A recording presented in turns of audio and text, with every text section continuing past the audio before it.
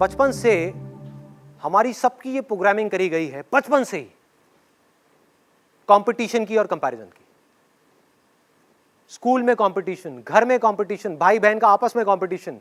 वो बहुत अच्छा है पढ़ाई में, तू बिल्कुल बेकार है। वो कितना अच्छा खेलता है, तू क्यों नहीं खेल पाता। वो कितना अच्छा दिखता है, तू इतनी अच्छी क्यों नहीं दिखती।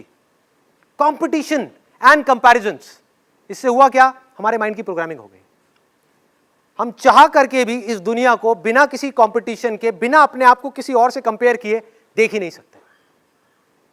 या तो हम किसी को अपने से कंपेयर करेंगे, उसको अपने से ऊपर बिठा देंगे, या उसको अपने से नीचे गिरा देंगे। इस प्रोग्रामिंग को अगर तोड़ना है तो एक सवाल को बीच में लगाना ही होगा, उसके बिना ये प्रोग्रामिंग नहीं टूट सकती। आप ऑटो पायलट पे चलते ही चले जाओगे, फंसते ही चले जाओगे, आपको समझ ही नहीं आएगा कि मेरी प्रॉब्लम्स की जड़ क्या है। आपके पास में एक छोटी गाड़ी है, आपने देखा कि आपका जो पड़ोसी है उसके पास में भी छोटी गाड़ी थी, अब वो एक बड़ी गाड़ी ले आया। आपके पास में सेंट्रो है, वो होंडा सिटी ले आया। आपका बहुत खास दोस्त है, वो भी इंजीनियर है, आप भी इंजीनियर हो, दोनों एक तरह का काम करते हैं। अब जब भी आप उसकी गाड़ी को देखोगे तो क्या होगा, कंपैरिजन आएगा कि उसके पास में ये है, मेरे पास में ये नहीं है। तो आपके अंदर एक डिजायर उठेगा उस लेवल पे, बल्कि डिजायर नहीं, सबसे पहले एक विश उठेगी कि काश मेरे पास भी एक ऐसी बड़ी गाड़ी हो। अब ये विश धीरे धीरे जैसे जैसे आप उसकी गाड़ी को देखते चले जाओगे, उसके बारे में सोचते चले जाओगे, ये डिजायर बन जाएगी। अब देखो ये डिजायर किस तरीके से फंसाएगा आपको, कि आपने उसके वो गाड़ी देखी और आपके अंदर डिजायर उठा कि मुझे ये गाड़ी चाहिए, बड़ी गाड़ी चाहिए, और आपका दिमाग चलना शुरू हो गया, माइंड में इमेजिनेशंस आनी शुरू हो गई कि मुझे चाहिए चाहिए चाहिए चाहिए चाहिए। आपने रास्ते निकालने शुरू कर दिए। इन डिजायर्स के अकॉर्डिंग माइंड ऑटोमेटिकली रास्ता निकालता है कि अब ये कैसे मिल सकती है, जल्दी से जल्दी ये कैसे मिल सकती है। उस वक्त हमको और कुछ दिखाई नहीं दे रहा होता, कुछ और चीजें समझ नहीं आ रही होती। और हुआ क्या कि आप गए और कुछ महीने बाद जा करके एक गाड़ी खरीद करके ले आए, फाइनेंस करा ली। आपकी इतनी कैपेसिटी नहीं है उस गाड़ी को अफोर्ड करने की, लेकिन डिजायर बहुत स्ट्रांग था, तो उसने वो करवा दिया काम आपसे। अब जैसे ही आपने फाइनेंस कराई, आपकी जो सेविंग्स थी वो भी उसमें लग गई, प्लस मंथली इंस्टॉलमेंट्स बन गई। आपकी सैलरी का एक बहुत बड़ा हिस्सा 20% या 30% उस इंस्टॉलमेंट में जाने लग गया। सोचो, अगर आपके बॉस को इसके बारे में पता लग गया तो वो क्या कर सकता है। उसको ये समझ आ जाए कि आपके अंदर इस गाड़ी को खोने का डर है कि अगर किसी वजह से मेरी ये गाड़ी मेरे हाथ से चली गई तो मैं क्या करूंगा, इस सोसाइटी में जाकर के कैसी अपनी शक्ल दिखाऊंगा लोगों को। छोटी गाड़ी में आ गया वापस से बड़ी गाड़ी से, तो उस गाड़ी से आपको इतनी अटैचमेंट हो गई, उस पर किसी ने स्क्रैच मारा तो लड़ाई झगड़ा, कुछ भी हुआ तो प्रॉब्लम। हम चिपकते ही चले जा रहे हैं उस गाड़ी से, और उस चिपकने की वजह से क्या हुआ, उस डिजायर की वजह से क्या हुआ, अब आप पूरे के पूरे ट्रैप में फंसते चले जाओगे। ये मैंने एक गाड़ी का एग्जांपल लिया है, ऐसे और बहुत सारे एग्जांपल्स हैं। और हुआ क्या कि जैसे उस बॉस को ये समझ आया कि अब आप इस नौकरी को छोड़ना अफोर्ड नहीं कर सकते, अगर आपने छोड़ी तो आपकी इंस्टॉलमेंट्स इतनी ज्यादा है इस गाड़ी की, क्या प्रॉब्लम में आ जाओगे। तो अब वो बॉस क्या बोलेगा आपको कि आपको डेली 2 से 3 घंटा ओवर टाइम करना है। क्या आप मना कर पाओगे? यस और नो? नहीं कर सकते। आप फंस गए हो और आप इस चीज को समझ ही नहीं पाओगे आप फंसे किसकी वजह से हो। आपके अंदर एक डर पनपेगा कि अगर मैंने जॉब छोड़ दी और 3-4 महीने तक मुझे कहीं और जॉब नहीं मिली तो मेरा क्या होगा, ईएमआई कहां से दूंगा, मेरे घर के खर्चे कहां से निकलेंगे, ये कैसे होगा, वो कैसे होगा। फंसते चले गए। आपके अपने डिजायर ने बॉस के थ्रू आपको फंसा दिया। और उसके बाद में जैसे जैसे आप आगे बढ़ते चले जाओगे, वहां पर जितना आपका टॉर्चर होगा, वो टॉर्चर आकर के आप कहां निकालोगे, अपने घर पे, अपनी फैमिली पर गुस्सा करोगे। तुम्हें पता नहीं है मेरे पे कितना प्रेशर है, मेरे पे कितना स्ट्रेस है। इस स्ट्रेस को क्रिएट किसने किया? जहां आपके डिजायर्स की वजह से आपने अपनी चादर से ज्यादा पैर फैलाए, प्रॉब्लम शुरू। अब सोचो इसमें करना क्या है, इस सिचुएशन से कैसे निकल सकते हैं। कि जिस वक्त हमारे अंदर ये डिजायर उठे कि मुझे भी ये बड़ी गाड़ी चाहिए या कुछ भी चाहिए, तो अपने आप से रुक करके पूछना है, क्या सच में मुझे चाहिए, या सिर्फ कंपैरिजन की वजह से, कंपटीशन की वजह से मैं अननेसेसरी अपने ऊपर एक प्रेशर क्रिएट कर रहा हूं। Do I really need it? जहां आपने सवाल पूछा, आप इस पूरी की पूरी प्रॉब्लम से 1 सेकंड में बाहर आ गए।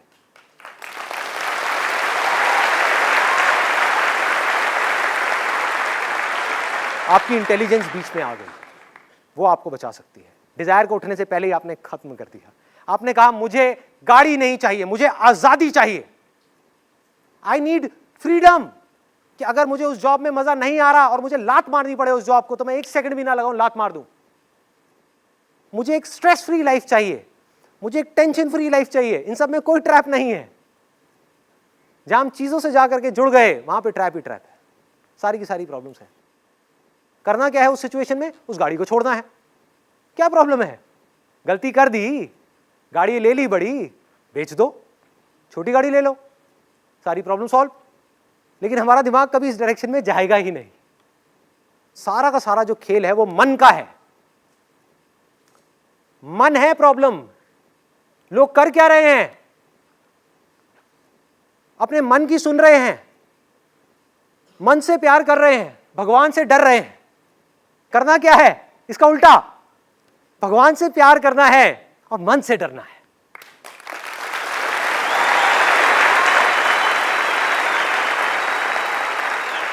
ये मन है जो हमको फंसा रहा है।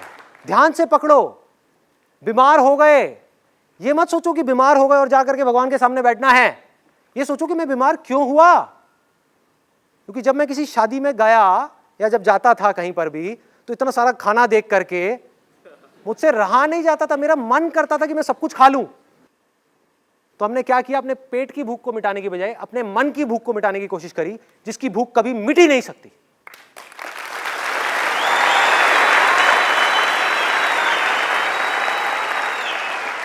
खाते रहे खाते रहे खाते रहे, जा करके हॉस्पिटल में पहुंच गए। अब भगवान को बोल रहे हैं, भगवान तूने ये क्या कर दिया?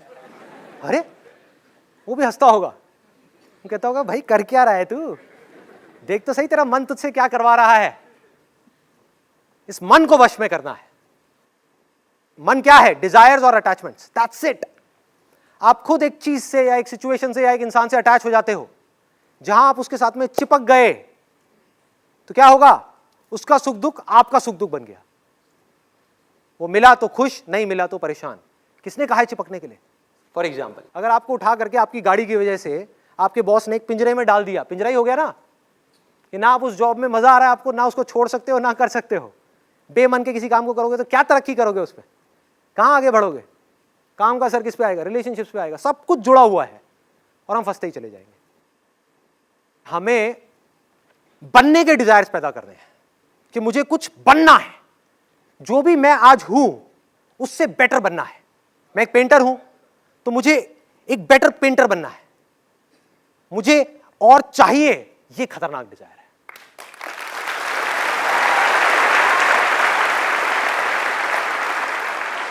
मेरा सिंपल सा मोटिव ये है कि आप एटलीस्ट कुछ क्वेश्चंस पूछो। साइंस क्या है? It's all about questioning. अगर एक सवाल नहीं होता तो आज साइंस नहीं होती। एक आदमी आराम से पेड़ के नीचे बैठा हुआ था, उसके पास में एक एप्पल गिरा। सर पे गिरा था या पास में गिरा था? सर पे गिरा था। जहां भी गिरा था, सर पे गिरा, पास में गिरा, एप्पल गिरा। उसने देख करके पूछा कि एप्पल नीचे क्यों आता है, ऊपर क्यों नहीं जाता? And law of gravity was born in that particular moment. Question क्या है? एक डिजायर है, एक डिजायर है कुछ जानने का। जो आपने पूछा ना, किस तरह के डिजायर सही है, किस तरह के नहीं है। Questioning is also a desire which will lead you down to intelligence, जो आपकी इंटेलिजेंस को बढ़ा देगा। और एक डिजायर है चीजों का, जो आपकी इंटेलिजेंस को कम कर देगा। एक क्वेश्चन पूछो कि हम ये कर क्यों रहे हैं, कि मैं अपने पड़ोसी की गाड़ी को देख करके ये क्यों चाह रहा हूं कि मुझे भी वो गाड़ी चाहिए।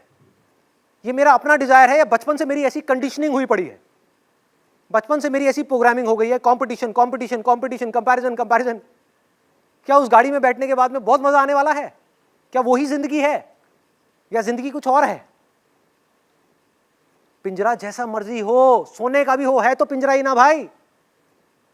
किसी भी चीज का डिजायर एक सोने के पिंजरे के जैसा है जो हमको कैद कर देता है। क्वेश्चन पूछने का डिजायर बढ़िया है, आपकी इंटेलिजेंस को बढ़ाएगा। किसी भी काम में आपको एक्स्ट्रा ऑर्डिनरी होने के लिए आपको क्वेश्चंस पूछने ही पड़ेंगे। बिजनेस में आपको डेली 1000 बार सवाल पूछने पड़ेंगे कि मेरे कस्टमर्स को क्या चाहिए, क्या चाहिए, क्या चाहिए। उनकी रिक्वायरमेंट को समझना है, अपने आप को बेटर बनाना है। जिसकी सवाल पूछने की आदत है वो किसी भी फील्ड में चला जाए वो कामयाब हो जाएगा।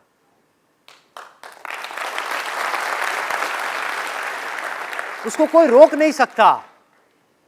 सपोजिंगली 2 इंजीनियर्स हैं आईआईटी के अंदर, एक है जो सिर्फ रट्टा मार रहा है, एक है जो इस फंडे को समझ रहा है। जिसको फंडा समझ आ गया वो किसी भी प्रॉब्लम को सॉल्व कर सकता है, लेकिन जिसने रट्टा मारा वो सिर्फ एक ही प्रॉब्लम को सॉल्व कर सकता है। जिसने रट्टा मारा उसका दिमाग ऐसे है घोड़े की तरह, जिसने बेसिक्स को समझ लिया वो कुछ भी कर सकता है। अब बेसिक्स को वही समझ सकता है जो क्वेश्चंस पूछ सकता है, सही तरह के क्वेश्चंस, सही जगह पर पूछते चले जाना है, पूछते चले जाना है, पूछते चले जाना है, उससे माइंड शार्प होता चला जाएगा।